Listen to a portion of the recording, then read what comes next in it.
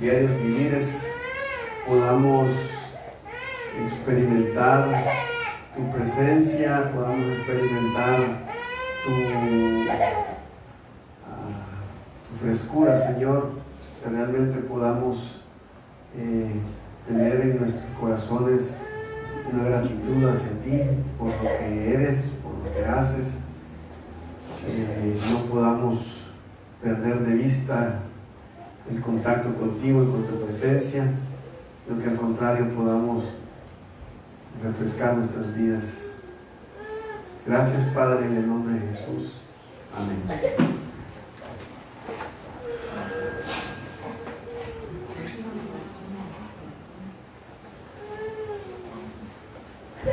En estos días he estado afuera viendo otras comunidades y otras iglesias. Me he dado cuenta que la mayoría de las personas tienen grandes preguntas sobre ideas básicas del cristianismo. Algunas personas no saben manejar los principios de Dios en las áreas más básicas de la vida. Y es que la mayoría de la gente tiene interrogantes y preguntas que tienen que ver con nuestra espiritualidad. El problema es que cuando hablamos de espiritualidad es una palabra que ya está bastante usada, bastante desgastada. Yo creo que la palabra espiritualidad es una palabra desafortunada. Para muchos significa algo alejado de la vida real, algo inútil que no se sabe exactamente para qué puede servir, o como mucho un añadido superfluo o poco significativo a lo que es la vida ordinaria. No entendemos la espiritualidad en la vida ordinaria. Frente a eso llamado espiritual, de lo que se podría fácilmente prescindir en nuestras vidas, lo que me interesa a mí es lo concreto, lo práctico, lo tangible, no lo espiritual. También espiritualidad es una palabra gastada, porque ha sido víctima de una doble confusión. El pensamiento dualista que tenemos de lo sagrado, lo secular, lo material y lo espiritual, lo eclesiástico y lo no eclesiástico, la mentalidad nuestra evangélica de tener una fragmentación de que aquí sí es de Dios y aquí no es de Dios, que aquí sí funcionan los principios de Dios y aquí no funciona. No solamente es una palabra desafortunada o una palabra gastada, sino que también es una palabra estropeada, porque ha habido una reducción de la espiritualidad a la religión. Es decir, nosotros hemos reducido la espiritualidad a los actos litúrgicos que hacemos, y como consecuencia se ha producido un rechazo de la cultura hacia esa religiosidad a la cual nosotros llamamos espiritualidad. La cultura alrededor está rechazando la institución, y la religiosidad que nosotros tenemos está siendo cuestionada, porque muchas personas son religiosas pero no son espirituales. Ahora, en Lucas capítulo 3, en los versículos 10 hasta el versículo 20, dice el texto: y la gente le preguntaba diciendo, entonces, ¿qué haremos? Y respondiendo les dijo, el que tiene 2 túnicas, sea el que no tiene, y el que tiene que comer haga lo mismo. Vinieron también unos publicanos para ser bautizados y le dijeron, maestro, ¿qué haremos? Él les dijo, no exijáis más de lo que os está ordenado. También le preguntaron unos soldados diciendo, ¿y nosotros qué haremos? Y les dijo, no hagáis extorsión a nadie, ni calumniéis y contentaos con vuestro salario. Y como el pueblo estaba en expectativa, preguntándose todos en sus corazones si acaso Juan sería el Cristo, respondió Juan, diciendo a todos, yo a la verdad os bautizo en agua, pero viene uno más poderoso que yo, de quien no soy digno de desatar la correa de su calzado. Él os bautizará en Espíritu Santo y fuego. Su aventador está en su mano, y limpiará su era y recogerá el trigo en su granero, y quemará la paja en un fuego que nunca se apagará. Con estas y otras muchas exhortaciones anunciaba las buenas nuevas al pueblo. Y entonces Herodes, el tetrarca, siendo reprendido por Juan a causa de Herodías, mujer de Felipe, a su hermano, y de todas las maldades que Herodes había hecho. Sobre todas ellas añadió además esta: encerró a Juan en la cárcel. El pasaje, cuando lo estuve leyendo, me di cuenta de que la gente en realidad quiere vivir la vida cristiana, pero no la sabe cómo hacerlo, y por eso es que tiene preguntas. Si ustedes notan en los versículos del día hasta el versículo 16, la palabra que se repite es: y preguntaban, y preguntaban, y preguntaban, y preguntaban. Hay en nuestro medio, en nuestra sociedad alrededor, preguntas que se está haciendo la gente. Esas preguntas tienen que ver con mi fe, cómo encaja mi fe en el diario vivir, en lo cotidiano. Es la fe cristiana, alcanza todos los niveles del sector de la vida de la sociedad, o hay ciertos sectores en que la fe no puede encajar porque son sectores tan llenos de maldad y corrupción que la fe no alcanza para llegar a ese lugar. Ustedes se van a dar cuenta que hay 4 preguntas que aparecen en los versículos, y la primera pregunta aparece en los versículos 10 al 11. Dice, y la gente le preguntaba diciendo: ¿qué haremos entonces? Y respondiendo les dijo: el que tiene 2 túnicas dé al que no tiene, y el que tiene que comer haga lo mismo. Me gusta la pregunta, porque la pregunta es un resultado de la exhortación que venía diciendo Juan antes, cuando les dijo a la gente: ustedes son una generación de víboras, hagan frutos dignos de arrepentimiento, no deben cambiarse la piel, deben cambiar la vida. Entonces la gente, al escuchar esa exhortación, llegaron y evaluaron su vida y dijeron: ok, entonces ¿qué haremos? ¿Qué nos sugerís que hagamos para que nosotros no caigamos como una generación de víboras, ni que nos caiga el juicio de Dios? Esa primera pregunta procede de la gente. Es la multitud la que está alrededor, es la gente que está con aquellas inquietudes en las cuales vive una vida como gente en el mundo, pero tienen preguntas y dicen: ok, yo entiendo que sí, realmente la vida es más que lo que tú estás diciendo, pero ¿qué hago en mi vida? ¿Cuál es la realidad de mi vida? Entonces la primera búsqueda en realidad, o la primera búsqueda de esta realidad, tiene que ver con el hecho de que Juan dice, que hemos dicho, la gente pregunta: ¿cuál es la realidad de la vida? O sea, ¿qué es lo que tenemos que hacer para que nosotros podamos ser dignos de el conocimiento y de la aplicación de los principios de Dios en nuestras vidas? Y ustedes lo observarán ahí que Juan dice: y respondiendo les dijo, versículo 11: el que tiene 2 túnicas dé al que no tiene, y el que tiene que comer haga lo mismo. Me llama la atención que cuando esta gente pregunta sobre la realidad de la vida, Juan le responde con un principio bien básico. El principio básico es: ustedes están aquí para dar a otras personas. La realidad de la vida no es tomar, no es recibir, no es jalar y jalar. La realidad de la vida de un creyente o de una persona es ser sensible a que ha venido aquí a hacer de aporte, a dar a las personas. Y hay 3 cosas importantes. En el texto aparecen 2 grupos: el que tiene y el que no tiene. ¿Sí? ¿Verdad? El que tiene y el que no tiene. 2 grupos. Esos 2 grupos hay por lo menos otras 2 dimensiones. Uno, el que tiene 2 túnicas y el que no tiene una túnica. Y luego dice el que tiene que comer y el que no tiene que comer. Aunque no lo dice, pero dice: el que tiene 2 túnicas, dele al que no tiene 1. Y el que tiene que comer, haga lo mismo. O sea, le da al que tiene de comer, dele de comer al que no tiene. Entonces hay dimensiones interesantes, porque uno tiene que ver con el estatus social en el que vivimos, y otro tiene que ver con los recursos que disponemos. Entonces, para Juan la respuesta es: ¿qué voy a hacer en mi vida realmente? ¿Cuál es la realidad de mi vida? Lo primero que Juan le dice es: mira, la primera cosa tienes que ver que tienes que tener una disponibilidad de dar. ¿Y por qué digo disponibilidad? Porque dice el que tiene, dé, no dice el que tiene si quiere, dé. O sea, la idea es, no, usted está disponible para que le des a la persona.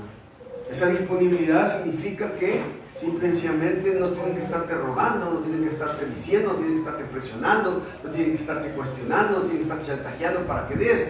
Es algo que tiene que nacer de tu corazón, el hecho de que estás aquí disponible para que le des a otra persona, para que le des a la otra persona. La segunda cosa interesante con respecto a esa realidad de la vida, no solamente la disponibilidad de dar, sino la sensibilidad de identificar la necesidad que aparece. La idea es, fíjate quién es el que no tiene que comer y fíjate quién no tiene túnica. O sea, para poder darle una túnica de las tuyas, tienes que saber quién lo tiene. Y para poder darle de comer de lo que tú tienes, tienes que saber quién no tiene que comer. Ahora, nosotros hemos visto que la gente dice que las necesidades en el mundo nosotros no las podemos llenar, por lo tanto no somos sensibles a eso. Pero en la medida de lo poco que Dios nos ha dado, en la medida de lo mucho que tal vez Dios nos ha dado, Dios nos llama a que la realidad de la vida, para poder ser dignos frutos de arrepentimiento, un cristiano tiene que tener la disponibilidad de dar, la sensibilidad de identificar las necesidades y tercero, la solidaridad en ayudar. Estos valores son importantes en el reino de Dios. Identificas, te dispones, sos sensible, sos solidario. Porque el texto dice que yo vengo y digo, yo tengo 2 túnicas. Aquel no tiene una túnica. No puedo decir, no es mi problema que el que no tenga. Si yo gané con mi trabajo estas 2 túnicas, no tengo por qué darle a otro, sino que a mí me ha costado y me he esforzado. Y esa mentalidad de acaparar y de decir, yo lo que yo tengo no se lo voy a dar gratis a alguien, pero en el cristianismo nosotros sí vemos la necesidad de otra persona a la que le podemos dar de lo mucho que nosotros tenemos. Ahora, tener 2 túnicas en el tiempo de Jesús era un tiempo de gente que tenía recursos, porque por lo general la túnica era lo que cubría totalmente su cuerpo, y una persona de recursos limitados, como Jesús mismo, solo tenían una túnica. De hecho, en la ley, la ley obligaba a la gente que contrataba a un pobre, si le quitaba la túnica como garantía de su trabajo, la ley decía que esa túnica debía regresarse en la noche, porque esa túnica representaba con lo que se acobijaba para el frío, y quitarle esa túnica a un pobre era dejarlo desnudo. Entonces estamos hablando de que es una persona que tiene algo extra más de lo que realmente necesita, y dentro de eso extra que necesita, simple y sencillamente Dios dice, tienes que aprender a dar. Ahora, nosotros podemos decir que tenemos escasos recursos, que estamos para que no tengan en lugar de dar, pero realmente la persona que tiene un corazón para una vida real que Dios manda es una persona que simple y sencillamente da sin esperar recibir. Yo creo que una de las grandes satisfacciones de la vida de una persona es cuando aprende a desprenderse de las cosas que están atándolo. Y hermanos, nosotros somos muy dados a acumular cosas. En el cristianismo, acumular cosas no es muy conveniente. Para el cristianismo, acumular las cosas tiene que ver con que yo estoy haciendo tesoros en esta tierra. Y Jesús dijo que nosotros debíamos tener esos tesoros en el reino de Dios. La segunda cosa aparece en el versículo 12 y 13, y es una pregunta que procede. Ahora miren, una cosa interesante es esto: en asuntos de espiritualidad, la gente pensaba que los grandes interrogantes de la vida espiritual partían de los lugares sagrados y eclesiásticos. Es decir, si ustedes notan, la gente que está preguntando asuntos de interés espiritual aquí son la gente que dentro de la ley y los fariseos tenían como gente que no era agradable a Dios. En ese sentido, el mover de Dios está en la realidad de esta gente y no en la realidad de los que manejan la ley o de los que manejan el templo. Por eso es que yo insisto que muchas veces nosotros nos damos cuenta que el mover de Dios y la necesidad que la gente tiene alrededor nuestro es donde Dios se está moviendo más que un culto en el que estamos aquí nosotros sentados. Por eso tenemos que ser sensibles a lo que Dios está haciendo y a las interrogantes y las crisis y las inquietudes que la gente, que a veces ni siquiera creemos nosotros que Dios pueda estar obrando, lo esté haciendo. En la escuela tenemos a una persona que la mayoría de las personas no lo quieren porque es muy estricto en términos de... Y él toma decisiones bien fuertes, arbitrarias y a veces duras. Y un día esto estábamos platicando y a él le da pánico que le saquen muelas y tiene serios problemas en la dentadura. Y ha pasado casi un año evitando ir y de repente nada más desinflamado, o sea, tiene un serio problema en los dientes. Al final lo convencí de que fuera porque eso era peligroso, dejar esas infecciones, ¿no? Y él me dijo que iba a ir, pero el día que iba a ir y le dije, hoy le toca la consulta, y me dijo sí, pero lo vi que estaba en una gran crisis. Y lo entiendo porque muchos de nosotros tenemos miedo a ciertas cosas y cuando esas cosas son las que se nos enfrentan entramos en crisis. Por mucho que seamos fuertes, lo que nos da miedo eso nos debilita. Y entonces le dije, venga, voy a orar por usted, me permite orar por usted para que Dios me dé paz y me dé sabiduría. Y el hombre se quedó como, usted orar por mí. O sea, si aquí lo que hacen es insultarme, no orar por mí. Y entonces dijo, bueno, voy a orar por usted. Y oré por él. Y él estaba muy agradecido. Yo tengo la plena confianza de que Dios está trabajando en la vida de él. A pesar de que pueda ser alguien que nadie dé un 5 por él, por su actitud y su característica. Esa persona que está a su alrededor, tal vez que le fastidia, o es el niño en la clase, o esas personas que nosotros vemos como que no. O sea, puede ser que Dios esté utilizando las inquietudes espirituales en la vida de ese niño y me esté llevando a mí a darse respuesta a la necesidad de esa persona.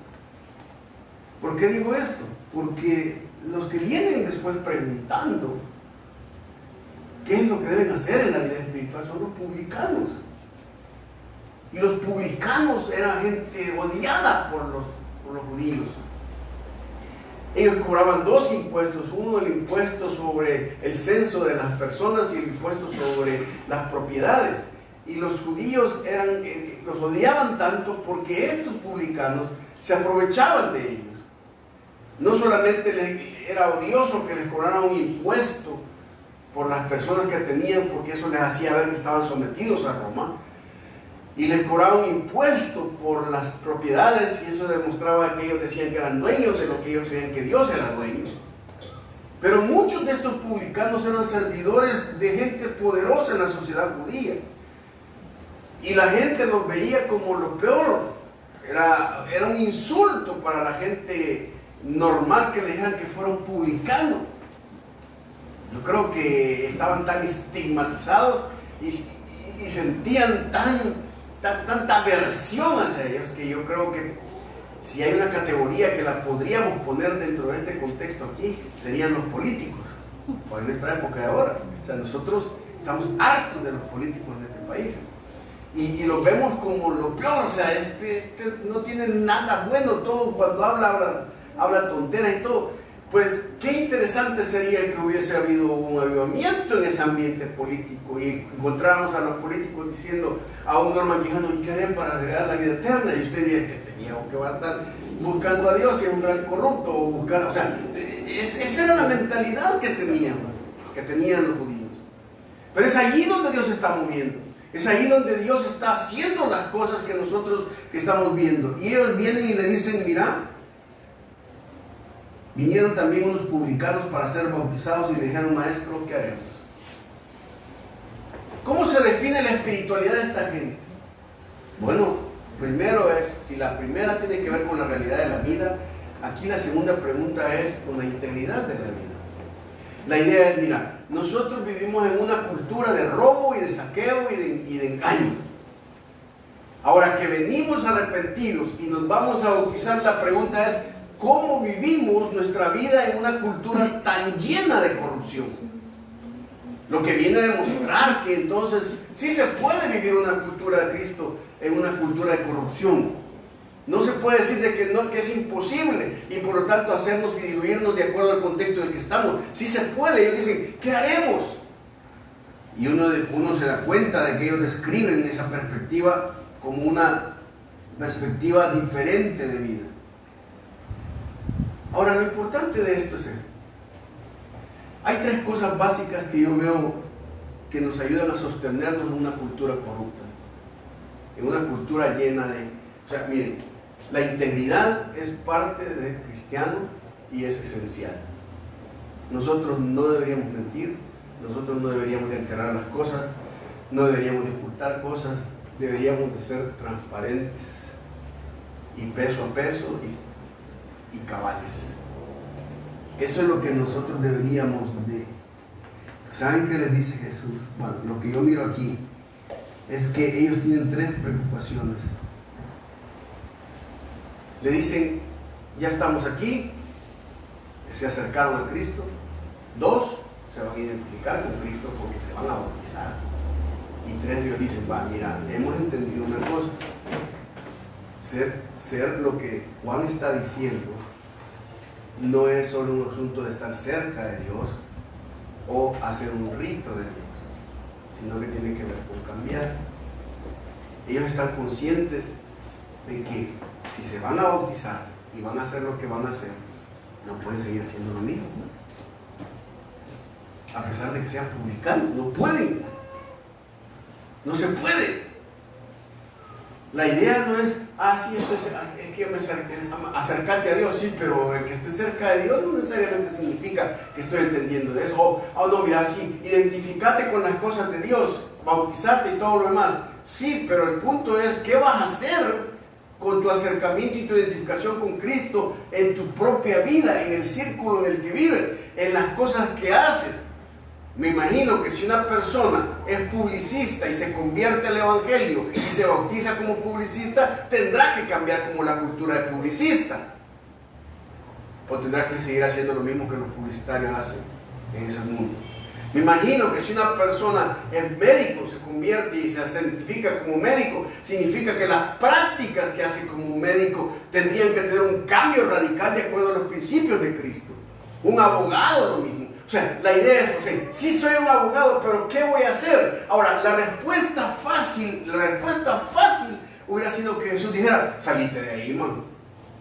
O sea, ya no sigas ahí, pues. Si querés vivir bien, saliste de ahí.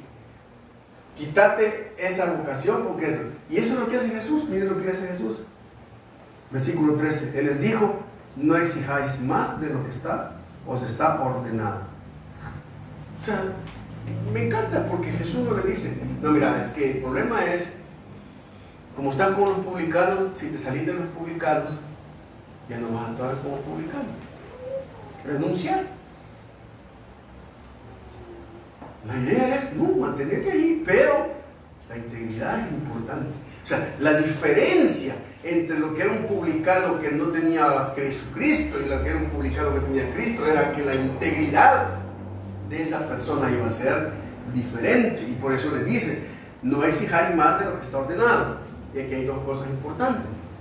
Jesucristo les dice a ellos, miren, ustedes una vez que entren a esta dimensión, no se limiten a hacer lo que es legal, sino que hagan lo que es justo. Porque cuando les dicen no exijan de más, les está diciendo, o sea, hay algo que les puede exigir a la gente, porque es un impuesto que Roma ha puesto y hay que seguirlo. Pero lo que sí yo no les voy a permitir es que ustedes utilicen ese poder que tienen de exigir para sacarle más a la gente a su propio provecho. Eso es ser corrupto. Y la otra cosa, si ustedes le piden a la gente lo que está ordenado, yo no puedo estar diciendo que están haciendo cosas malas. ¿Por qué? Porque están siguiendo los principios de la ley. Pero recuerden esto, no siempre lo que es legal es justo. Y la mayoría de veces lo que es legal puede contraponerse contra lo que es justo. Pero Jesús es tan importante que le dice, ustedes tienen una práctica de robar, tienen una práctica de sacarle a la persona, de quitarle las cosas. Eso tiene que acabar. Tiene que acabar. Ahora piensen ustedes por un Si aquí vinieran, en el versículo 12, cambiáramos el escenario de los publicanos por otra audiencia a la cual nosotros nos estaría preguntando qué hacer con la espiritualidad de su ambiente, ¿qué les contaríamos o qué les diríamos? Por ejemplo, si vinieran las chicas del grupo Caña, que cantan casi semidesnudas y andan cantando música por todos lados, y dicen, nos vamos a identificar, queremos aceptar a Cristo, ¿qué haremos? Jesús les diría, ya no canten, sálganse del mundo, quítense todas esas de la farándula. De acuerdo a este texto, esa sería la respuesta. No, la respuesta sería, sean diferentes en ese mundo corrupto. Ustedes tienen otros principios. Si ustedes van a, si el principio es que todos andan medio chulón ahí, ustedes tendrían que poner otra pauta. ¿Qué ocurrió, por ejemplo, con Yuri? Yuri no entendió jamás eso, ¿sí? Ella se convirtió y empezó a cantar porque los consejos que le dieron fueron religiosos, no fueron consejos de integridad. Entonces, ¿qué pasó? Como vinieron abajo las ventas, se fueron a otros pastores liberales en Miami y le dijeron, no, es que mira, para que vendas tenés que enseñar más. Y si andas toda tapadita y cantando himnos, entonces vas a perder todo. ¿Qué hizo? Retrocedió y volvió a otro. Y ahora la contradicción es que sigue haciendo lo mismo que hacía antes, pero sigue hablando de una fe que simplemente se contradice en los términos en los que está haciendo y viviendo. Es injusto decirle a un cantante que se deje el ambiente en el que está. Lo que debemos hacer es preparar a ese cantante para que sea diferente. Para mí un caso clave en ese que logró hacer ese tipo fue Juan Luis Guerra. Juan Luis Guerra ha seguido cantando música romántica, se ha seguido cantando alabanzas y todo, y el hombre mantiene una integridad que todo el mundo en el medio dice, ese tipo, hablar con él es hablar con Dios. Eso significa el ser una luz y sale en medio de la sociedad. No es el hecho de aislarme y no me voy a meter con tanto corrupto y con tanta gente. No, la idea es, vaya, sea diferente. Si ahí mienten, usted no miente. Si ahí roban, usted no roba. Si ahí usted está haciendo eso, usted no hace eso. El día que lleguemos a entender que esa es nuestra responsabilidad en el mundo en el que estamos, entonces definitivamente la luz va a brillar. Ahora, la tercera pregunta aparece en el versículo 14. Ahora, miren, aquí vamos de gremio en gremio, pero o sea, vamos de gremio a gremio. Primero está toda la mano, o sea, todo el pueblo que es la comunidad, la cultura popular, ¿verdad? Luego vienen los políticos, los publicanos, que son la gente que estaba explotando. Pero llega la tercera categoría a la que viene aquí, son los militares. Y aquí entramos en un campo increíble, porque al fin y al cabo la pregunta es, ¿será que Dios puede moverse en medio de un esquema rígido, vertical como el militar? Y observe lo que dice el versículo 14. También le preguntaron unos soldados diciendo, ¿y nosotros qué haremos? Y les dijo, no hagáis extorsión a nadie, ni calumniéis y contentaos con vuestro salario. La pregunta aquí, la primera tiene que ver con la realidad de la vida, la segunda con la integridad de la vida, y la tercera es con la libertad. ¿Qué tipo de libertad tenemos en sistemas corruptos, cerrados? ¿Qué es lo que podemos hacer y qué no podemos hacer? Y Jesús dice tres cosas importantes. La primera instrucción tiene que ver con el poder que Dios te da. Y la idea es, miren, no renteen a nadie, por favor. La palabra extorsión aquí es la palabra que implica quitarle a alguien por vía de la violencia. Extorsionar a alguien es obligarlo por vía de la fuerza y de la violencia a que te dé algo que tú le exiges y que no te pertenece. Ahora, es obvio que los militares, como están acostumbrados al uso de las armas y de amenazar y de la batalla, tienen esa característica de intimidar y de decirte, yo soy, te puedo meter las balas. Pues yo viví una cultura de militares durante muchos años y veía todo ese tipo de actuaciones y situaciones que hacen en un sistema tan rígido. La otra cosa es que no solamente le dicen que tiene que ver con el poder, no extorsiones a nadie, sino que la segunda tiene que ver con la influencia, el uso del hablar. La idea es, mira, primero no hagas extorsión a nadie, esto es usar la fuerza y la violencia para sacarte. Y la segunda es usar tu autoridad para decir y hablar y disminuir a otras personas y que seas creíble por lo que estás diciendo. Dice, no calumniéis. Ahora, yo creo que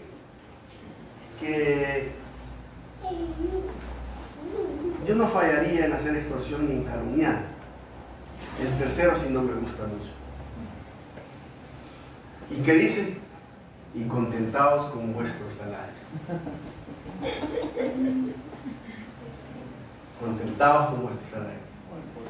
Yo me acuso de que no estoy contento con esto. Sobre todo cuando vemos que ya no nos alcanza nada. Pero ¿por qué Jesús le dice a los militares, hombre, contentos con lo que ganan? Quiere decir que hay un nivel en la vida de un cristiano que cuando uno recibe, bueno, primero, trabajar. La idea es, miren, trabajen. No anden queriéndole sacar a medio mundo sin hacer nada. Trabajen. O sea, y para trabajar se les da un salario. Y conténtense con él. Ahora, eso implica, hay una implicación bien seria. Porque lo que el texto está diciendo entonces es que la inmensa mayoría de personas reciben un salario por el cual no pueden estar contentos. Pero un mandamiento de Dios es decir, o sea, si usted recibió eso, alégrese por lo que ha recibido. Yo este mes no estoy nada alegre por lo que he recibido. Siempre queremos más, siempre aspiramos a más. Yo le voy a dar un consejo, que yo he aplicado en mi vida durante toda mi vida. Si usted es un cristiano que teme a Dios, que busca a Dios, y está en un trabajo donde le pagan lo que a usted no le gusta, yo le voy a dar un consejo. Un cristiano, desde mi perspectiva, no se debe rebajar a andarle pidiendo aumento de sueldo a un patrón.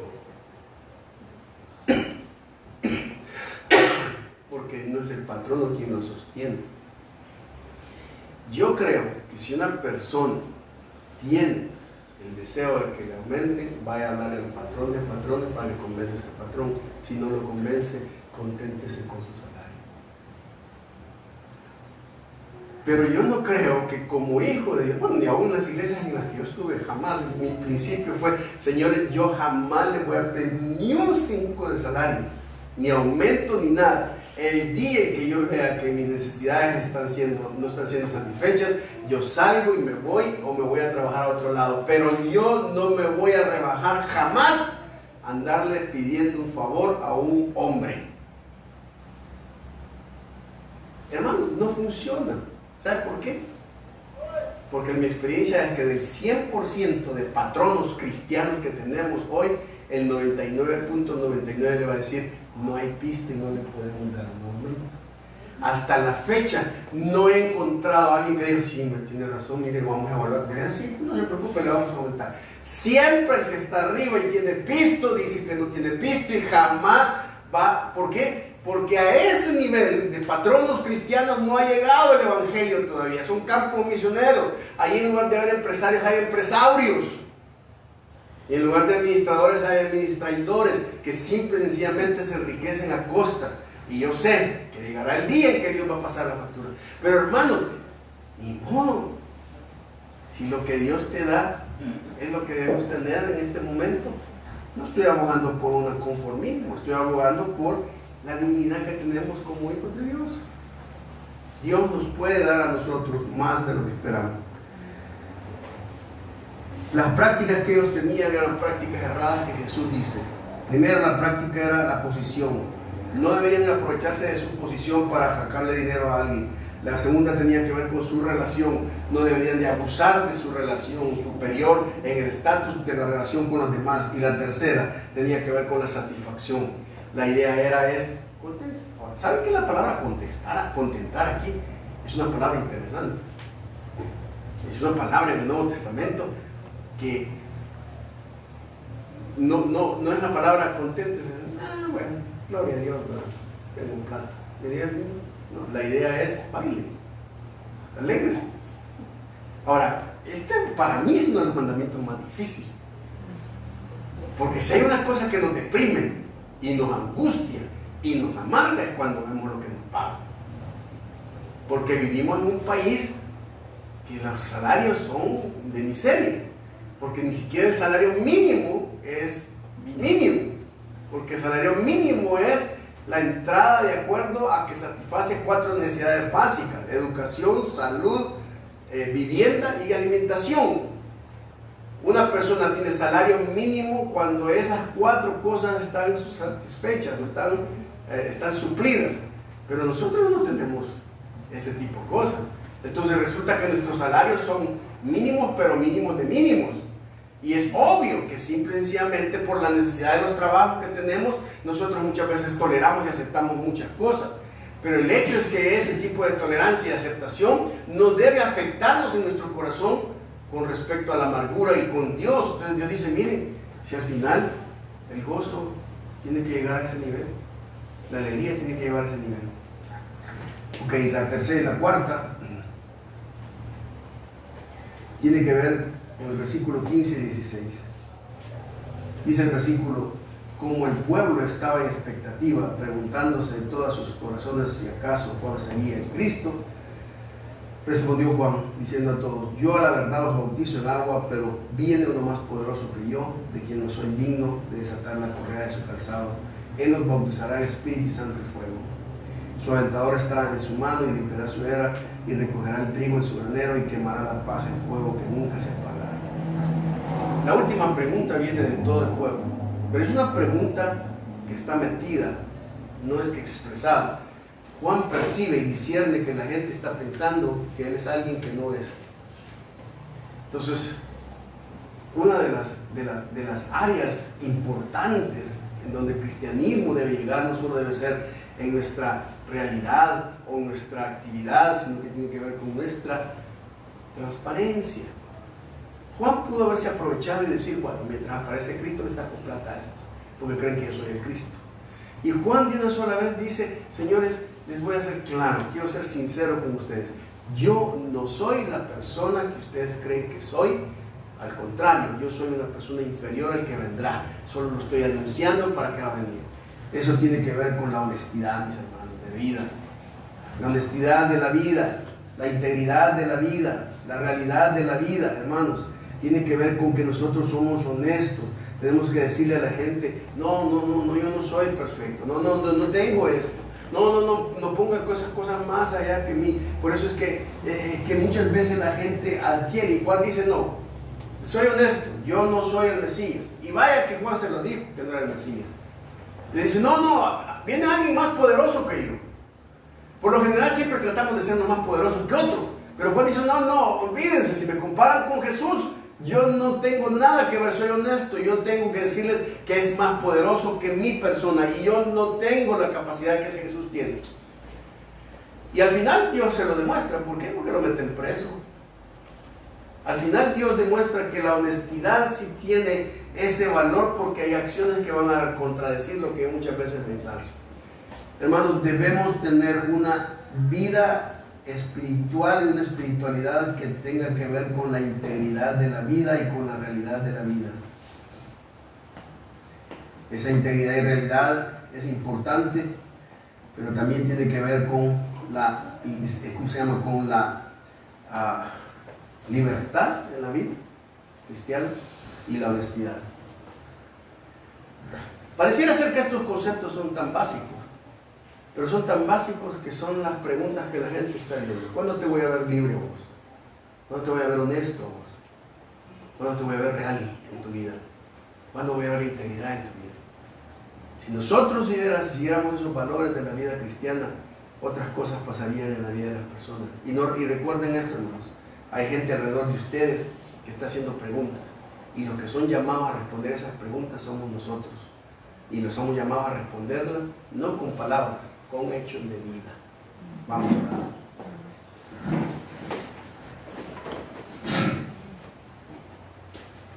Señor, gracias. Te bendigo, Dios, porque tú tienes una palabra de exhortación cada vez que abrimos la palabra. Tú sabes lo que necesitamos. Yo oro para que nosotros podamos ser una calidad de testimonio y de vida en la sociedad en la que vivimos. Bendito sea, Señor. Ponemos en tus manos esta semana, que tú nos dirijas y nos guíes y que podamos tener integridad, libertad, realidad y honestidad de vida para que podamos ser luz y sal en este mundo tan perdido. En el nombre de Jesús oramos.